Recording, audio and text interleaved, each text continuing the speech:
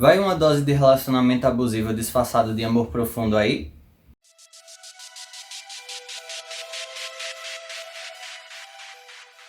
Olá pessoas, eu sou Iago Costa, esse é o Conversas Paralelas e hoje nós vamos aqui conversar sobre Corte de Espinhos e Rosas de Sarah J. Maas, ou como é mais conhecido, ACOTAR. Mas antes eu queria falar com vocês sobre um projeto que eu quero fazer, que é o Lendo Fantasias, que já era para ter acontecido, mas aí eu decidi adiar para o ano que vem e estou fazendo agora para pegar o gancho de corte. Então é o seguinte, eu vou criar esse projeto, obviamente para ler fantasias, e para dar continuidade às séries que eu tenho aqui. Então como é que ele vai funcionar? A cada mês, ou períodos de tempo mais fracionados, eu vou colocar um vídeo no ar sobre cada livro de uma saga. Vamos começar com Corte de Espinhos e Rosas, e no próximo mês eu vou colocar sobre Corte de Névoa e Fúria, e por aí vai até a gente acabar e começar outra série. Então se vocês quiserem me seguir nesse projeto de leitura, vocês são muito bem-vindos, e aí a gente vai comentando aqui pelos comentários mesmo, o que vocês acham e as suas opiniões, né? Então, vamos lá. Se der certo, se não der certo, eu vou fazer do mesmo jeito, porque o canal é meu.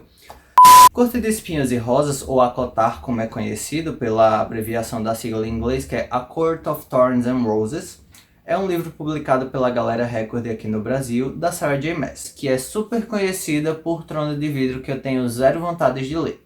Eu vou dar algumas informações inúteis sobre a minha experiência de leitura aqui. Eu li esse livro um pouco antes, e talvez as minhas opiniões sobre ele, sobre alguns personagens, só talvez, tá?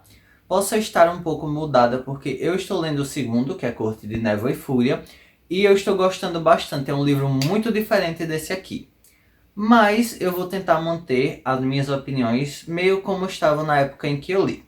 Outra coisa, eu li esse livro durante um período muito conturbado que foi a minha época de formatura. Então, eu estava morrendo de raiva de alguns amigos meus, eu estava querendo matar a maioria dos meus colegas de turma, então um pouco dessa raiva pode ter transpassado pela leitura. Então, eu vou tentar me desconectar disso também. Bom, esse vídeo eu quero fazer ele dessa forma. Vou dividir ele em duas partes. O jeito que a história é vendida e o jeito como eu, como leitor, prefiro indicar elas a você. Então, eu vou fazer o seguinte. Vou dividir isso aqui em dois. A primeiro eu vou contar como ele foi me vendido, como a história segue. E aí, sem zero spoilers praticamente. E aí depois eu vou falar como ele deveria ser vendido para leitores ou leitores que pensam como eu. E eu vou colocar um aviso levemente de spoiler e eu vou contar um pouco do plot twist principal daqui. Bom, então vamos seguir aqui. Primeiro, outra coisa, eu queria falar sobre essa capa, que é a capa brasileira, que eu acho ela muito bonita, muita gente não gosta, mas eu prefiro essa do que a capa americana, que é uma pessoa na frente, a Fairy, nossa protagonista, estampando as capas, e eu não gosto de livros com pessoas nas capas. Se você gosta, tudo bem, mas é só a minha opinião, assim, não sou muito fã. Oi, se você está notando algumas diferenças entre os vídeos, como por exemplo a minha aparência, é porque houve uns probleminhas aí entre um vídeo e outro, então ele precisou ser regravado. Enquanto isso, se vocês lembram da minha action figure do Pateta ali maravilhosa, agora tem uma do Pluto para enfeitar o cenário, então vamos lá. Bom, como eu falei, eu vou dar dois tipos de explicação sobre Corte de Espinhos e Rosas diferentes, então vamos para a primeira, que é o jeito que ela é mais difundida e erroneamente vendida, na minha opinião. Corte de Espinhos e Rosas é uma releitura do conto da Bela e a Fera. E só por isso eu já acho ele muito desinteressante, porque eu não gosto do conto da Bela e a Fera para começar. Mas vamos seguir. Aqui nós vamos entrar num high fantasy, vamos entrar no mundo de Prythian, que é uma terra de féricos, que são uma espécie de subdivisão de fadas que tem mais poderes e são mais interessantes, vamos dizer assim. E nós temos a divisão de Prythian e do Reino Humano. E aqui eu vou abrir um parêntese para dizer que eu acho a construção desse mundo muito interessante. A Sarah J. Maas baixou o Tolkien nela e ela começou a descrever as coisas muito bem feitas e é um mundo subdividido por cortes. Mas enfim, vamos voltar para cá. Vamos acompanhar a Fairy, que é uma protagonista que me irrita. Hoje eu estou na metade do segundo livro, então ela me irrita menos, mas aqui ela me irrita bastante porque existem duas linhas diretas para seguir quando se escreve fantasia. A primeira é mais voltada para os meninos, que é basicamente a jornada do herói. Eles começam sendo nada e vão ascendendo e subindo ao longo da história até se tornar uma pessoa super foda. E tem as meninas que tem uma fórmula que geralmente elas são tapadas ou burras e vão evoluindo conforme a história vai passando, mas é através da ajuda de várias outras pessoas, geralmente homens, e elas seguem como aquela imagem mais frágil e mais que está sendo só manipulada. E aí, depois de ler livros como Nevernight, Filhos de Sangue e Osso, com protagonistas femininas fortes e que, de certa forma, são independentes, voltar para Fairy é um negócio meio complicado para mim, mas vamos lá. Vamos manter as opiniões da época. Então, nós temos a Fairy, que é uma protagonista extremamente burra e chata nesse livro. Eu tô aprendendo a desconstruir a imagem que eu criei dela nesse segundo livro, que ela é uma personagem até melhor, mas nesse primeiro foi um negócio complicado. Então, a Fairy é uma menina de uma família abastada que perde a sua riqueza, né, num mundo onde os humanos são extremamente insuportáveis. E ela tem duas irmãs que são as piores personagens que existem. As irmãs delas são horríveis. Meio que contrastando com a história da Bela e a Fera, né? Que tem as duas irmãs que são ruins. Mas enfim, as irmãs delas são péssimas. E o pai dela, depois que perdeu a fortuna, se tornou uma pessoa inútil, que não faz nada. Então, é uma coisa que me deixa muito irritado, como eu falei da questão das protagonistas mulheres serem um pouco burras. A Fairy nem lê sabe, o que é uma coisa que me irrita, porque ela era de uma família rica. E a família dela perdeu dinheiro quando ela tinha, tipo, sei lá, uns 8, 10 anos. Então ela podia ter sido ensinada as coisas, mas não foi. Mas vamos focar aqui. Por conta disso, por toda a questão da pobreza, elas estão à beira da inanição, morrendo de fome e tudo mais. A Fairy, no ato dos seus 12, 13 anos mais ou menos, decide caçar e prover para a família o pouco que ela conseguia. E aí ela narra que ela vai e traz a caça, as irmãs comem igual umas doidas, o pai come, nem agradecem a ela, meio que dizendo que é mais que a obrigação dela. Não agradecem, ela vive essa mercê, ficam em casa, ganham coisas assim, vendem a pele das caças dela e pegam as coisas e enfim, é assim, é um cenário bem abusivo e irritante. Até que, em um determinado dia, a Fera, os humanos obviamente odeiam os féricos porque eles são criaturas mágicas e superpoderosas e que têm tudo enquanto eles não têm nada. E foi firmado um acordo entre féricos e humanos para os féricos não invadirem o mundo humano. Então existe uma barreira que impede isso, só que ela está enfraquecendo. Então, a um certo dia, a Fera está caçando lá, super normal, de boas na floresta, para dar comida ao pai e às irmãs inúteis. E aí ela acha um lobo muito bonito, muito grande e tudo mais. E aí ela vai e mata esse lobo. Só que esse lobo, na verdade, era um férico. E humanos não podem matar féricos. Então, acontece lá uma série de coisas, todo mundo come a carne do lobo, legal, vamos comer, caça, uhul. E aí, depois de um certo tempo, aparece um férico muito maior na casa dela, reclamando que ela foi e matou o lobo que era amiga dele, e que ela tem que pagar isso com a vida ou com a escravidão. Então ele leva ela para a corte primaveril, e a nossa história começa a desenrolar daí. E aí vamos às subdivisões dos féricos. Existem os féricos menores, que são féricos que têm um pouco a imagem de animais, ou árvores, ou etc. Que são imortais, entre aspas. Desculpa, eu costumo dividir a palavra imortal em dois, imorríveis e imatáveis. Imorríveis são pessoas que são imortais, entre aspas, por efeito de tempo. Imatáveis são pessoas que são invulneráveis, não podem ser mortas. Então, no caso dos féricos, eles são imorríveis, eles são eternos até que alguma coisa mate eles. Mas eles não são imatáveis, então eles não são imortais de verdade. Mas eles têm uma base fraca de magia. Já os grão-féricos são féricos mais poderosos que têm acesso à magia e uma forma mais humanoide, vamos dizer. E acima desse existem os grão-féricos, que são os líderes governantes de cada corte. Então nós temos a corte primaveril, a corte noturna, a corte diurna, blá blá blá blá blá. E aí a gente é apresentado aqui então ao Tamlin, que é o grão-senhor da corte primaveril, que é onde esse livro inteiro vai se passar praticamente. E aí ele vai e leva a Fairy pra Prythian e começa a mostrar as coisas a ela.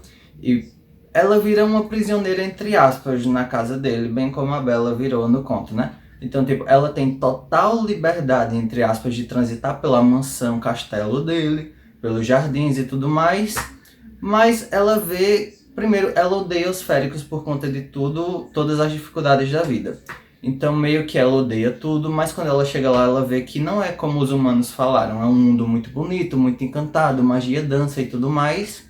Ela é uma prisioneira, entre aspas, em prisão domiciliar, então ela pode transitar pela casa, ela tem jantares servidos e tudo mais, tem criados e tudo. E aí, ela vai começar uma amizade, entre aspas, com o Tamlin, que vai evoluindo para um romance muito água com açúcar. Isso nas primeiras 300 páginas. Então, ele dá coisas a ela que ela não tinha, tipo comida, pintura, porque ela amava pintar e vai. E tem o emissário dele, que é o Lucian, que é o melhor amigo dele. Então, ele começa a ter uma amizade cheia de deboche e carinho com ela e tudo mais. Até que, eventualmente, ela vai se apaixonando pelo Tamlin, que é uma pessoa, na minha opinião, muito abusiva em várias questões, mas esse você tem que ler para entender, porque ele deixa ela fazer certas coisas, embora não deixe. Uma liberdade meio complicada que existe aqui. E aí ele coloca ela em alguns perigos com outros féricos, porque o plot twist, entre aspas, aqui nessa parte é que eles são grandes seres mágicos, mas existe uma praga que está afetando o domínio da magia. Então a magia está ficando muito fraca, algumas coisas féricas estão morrendo por conta da falta de magia, e eventualmente isso vai se espalhar pelo continente humano. Então essa praga, entre aspas, vai acabar com tudo. E aí a Fairy tenta, né, perguntar tudo, mas ninguém diz nada a ela, porque ela é uma humana inútil e não serve pra nada. E aí ela vai enfrentar altos perigos e altas confusões, e isso são até a página 300. É praticamente, se você pegar esse livro e espremer, sai mel daqui do negócio, que é, sim, insuportável até certo ponto. Porém, se você é um leitor que gosta de romance, aquele romance meloso em que nada acontece, feijoada e vai tudo acontecendo ao mesmo tempo, então você vai gostar dessa parte. Bom, dito isso, eu acho o Tamlin um personagem um pouco complicado, porque ele é um protetor, ele teve um passado complicado, porque como ele é grão-senhor, tem muitas espadas apontadas para eles, para a família dele e tudo mais. Então é uma coisa complicada você estar no topo da cadeia da corte dele, principalmente com toda essa questão da praga. E eles têm uma coisa que eles falam sobre a praga, é que eles têm umas máscaras que não podem ser retiradas da cara deles, que diz que é um efeito da praga. Então é isso, a gente vai acompanhar o romance desenvolvendo, altas histórias, altas confusões, o mundo é realmente um mundo muito interessante de se ler, porém, a história por trás é um pouco maior do que tudo isso, de certa forma, então é muito bom de ler. Bom, dito isso, eu acho que é uma boa introdução para quem quer ler esse livro ou quem quer passar longe, e se você não foi convencido por isso, como eu não seria, sendo muito sincero com vocês, eu aconselho a você ver o que eu vou falar a partir de agora. Mas se você quer descobrir isso por si só, depois da página 300, que é, esse livro tem 432 páginas, então pra mim ele começou de verdade depois da 300, que é quando o plot twist vira e a gente entende coisas que não são muito bem citadas no livro. Então, se você ficou aqui e não quer continuar, um beijo pra você, fica tranquilo, deixa seu like, se inscreve no canal e a gente se vê no próximo vídeo, tudo bem? Mas se você quer se aventurar a partir daqui e ver que essa história realmente vale a pena ser continuada, porque ela tem mais 2 livros nessa trilogia, então segue o vídeo a partir daqui. Então é isso, para quem tá indo, tchau e até a próxima. Bom, se você ficou aqui para ver o que essa história tem a oferecer de verdade, então vamos lá. Depois da página 300, acontece uma briga entre a Fairy e o Tamlin, e ele decide mandá-la de volta para casa dela. E ela começa a conviver com as irmãs e acontece coisas tipo... Quando ela vai para a corte primaveril, o Tamlin começa, entre aspas, a cuidar da família dela, então ele devolve as riquezas da família dela.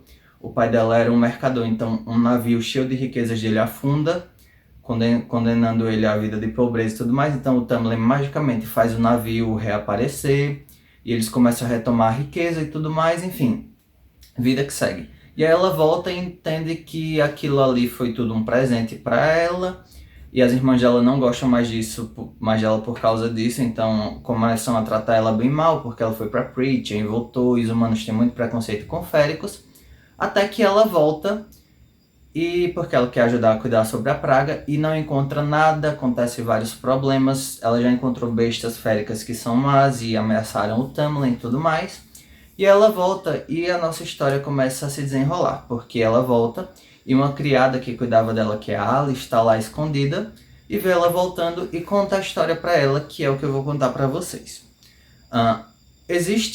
Além de Prythian, existe um reino chamado Hybern, que tem um rei que quer matar os humanos e dominar os féricos e os humanos ao mesmo tempo. E ele mandou uma emissária dele, que é a Amaranta, para lá, para descobrir como é que Prythian funcionava, as defesas e tudo mais. E aí ela dá um baile para os grãos-senhores e enfeitiça eles, de forma que ela toma o poder deles, entre aspas, a maior parte pelo menos, e condensa eles em certa forma, tornando todos eles escravos dela. E aí ela escraviza todo mundo, e porque eles não têm poderes, eles têm que obedecer, senão vai morrer, e as cortes também vão morrer. E essa, entre aspas, seria a origem da praga. Não existe, de certa forma, uma praga, a magia deles só está enfraquecida porque eles foram enfeitiçados e enganados pela Amaranta. E aí acontece a maior filha da putagem aqui, que eu odeio o Tamlin, não por isso, porque ele estava, de certa forma, se você quiser passar um pano, certo. Ele não queria ser um fantoche dela, e aí ela faz um acordo com ele. Ela dá 50 anos a ele, e ele tem que cumprir uma tarefa, que é, se em 50 anos ele conseguisse encontrar uma humana que odiasse os féricos e se apaixonasse de verdade por ele, então ela quebraria a maldição dele, devolvendo o poder e tudo mais. E aí é onde entra a Fairy. Ele passa essas 300 páginas tentando fazer ela se apaixonar por ele, mas ela não podia saber disso, então passa toda essa questão e toda aquela melação, e os 50 anos estão acabando, e aí vai toda essa questão. Ela tem o castelo dela sob a montanha, que é feita às moldes da corte noturna, que é uma corte super má, super maltratada e tudo mais, que visa a crueldade e o poder acima de todas as coisas, e o grão-senhor dela é o Rhysand, que é o melhor personagem deste livro e do próximo também, embora aqui a gente veja ele como um personagem muito mau, mas ele tem a história mais explorada no segundo. Mas enfim, foca aqui. Então, aí a Fairy, como a imbecil que é, vai para a corte dela sob a montanha. A Amaranta odeia humanos mais do que tudo, porque ela travou uma guerra contra humanos e foi traída por um humano que gostava da irmã dela, e aconteceu vários problemas, enfim. E aí a Fairy se apresenta lá, diz que ela ama o Tamlin e que o amor deles é perfeito, paz, arco-íris e unicórnios para toda a vida. E aí a Amaranta odeia ela, quer matar ela instantaneamente, porém, como ela é humana e frágil, ela propõe a ela participar do torneio Tribruxo dos Féricos. Ela fala, se você cumprir 3 provas, eu vou liberar o poder do Tamlin, e aí eu vou soltar ele da maldição, ele volta pra Corte Primaveril e fica com você pra todo sempre. Mas eu quero que você prove esse amor que existe entre vocês, porque eu não acredito. Palavras da Amaranta. E aí o Tamlin é extremamente imbecil com ela a partir disso, porque ele ignora ela, ele trata como se ela não existe, praticamente não olha. O livro tenta passar um pano dizendo que ele não queria se importar o bastante com ela, pra Amaranta não ver isso e, consequentemente, não castigar ela, mas porra, ela tava lá praticamente arriscando a vida por ele, ele é um imbecil com ela. Mas enfim, abraça o livro, né? O romance abusivo aqui só existe porque a gente quer problematizar, não tá escrito isso. Aí o que é que acontece? A primeira prova, eu não vou falar as provas porque é bom você ler, porque é empolgante assim. Mas a primeira prova, ela vai lutar e ter que matar um verme gigante que nem grãos féricos poderosos conseguiam lutar, porque eles têm uma carapaça muito grande e blá blá blá, montam um coliseu incrível pra ela. E ela vai lutar, ela se fode inteira, quase morre, e ela, é isso. Ela fica extremamente aprisionada durante as provas, ela fica no calabouço lá, sofrendo, morrendo, ninguém, entre aspas, tinha autorização para curar ela. Então, essa é são desafios que humanos não conseguiriam fazer, por isso que a Amaranta propõe. Então, o que é que acontece? Ao longo disso, o grão-senhor da corte noturna, que é o Rhysand, que eu quero falar Rhysand, porque o nome dele é meio complicado assim, escrito, mas é Rhysand, a pronúncia certa. Então, o Rhysand vai até a cela dela, faz um acordo com ela, e diz que ele cura ela. E ele diz que ele vai ajudar ela a se curar, vai fazer coisas, vai ajudar ela nos desafios para ela ficar viva. Porém, em contrapartida, durante uma semana, para todo sempre, entre aspas, né, diz aqui, durante uma semana por mês, ela vai ser completamente escrava, vamos dizer, vai ser submissa aos pedidos dele. Então, durante uma semana, por todos os meses, ela vai fazer isso.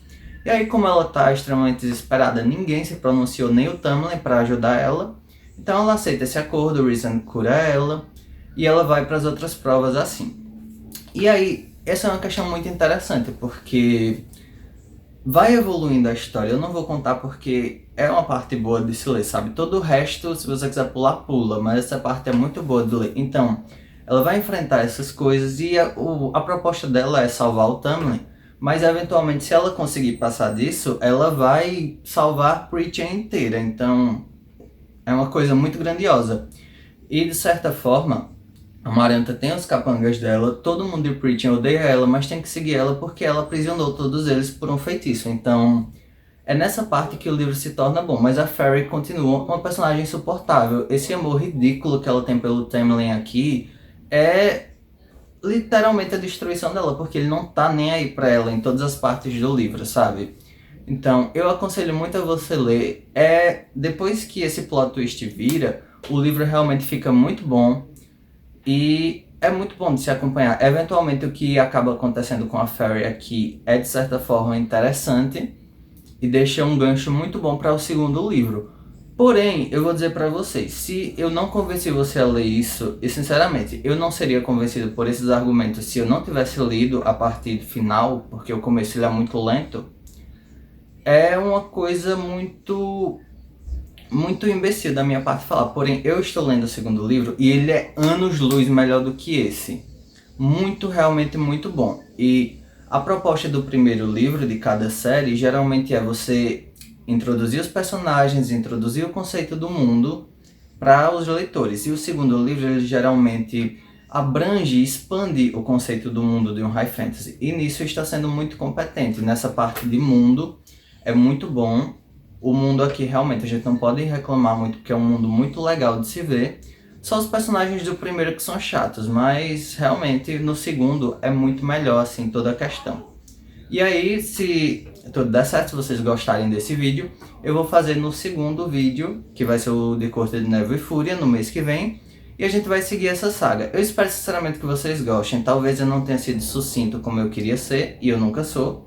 Eu não pude falar muitas coisas da história, porque eu não quero estragar essa experiência, porque é uma saga muito famosa, muitas pessoas leem. A Sarah J. Maas é uma escritora muito conhecida, ela escreve bem, porém, o problema aqui realmente foi a passada de pano no relacionamento abusivo e a Fairy ser uma protagonista chata, porque meio que ela não sabe quem ela é, inclusive ela depende de outras pessoas para continuar viva, entre aspas, para gostar dela mesma. Então, são questões que você tende a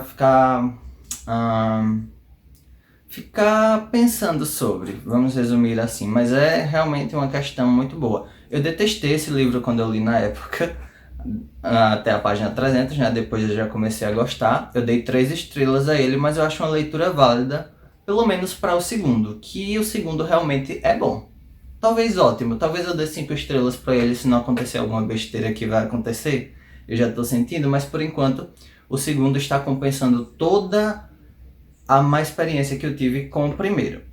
Então é isso, eu sou um leitor chato, porque eu já li muita coisa de fantasia, eu já li muita coisa, eu não gosto de romance, então essas são coisas que atrapalham para mim.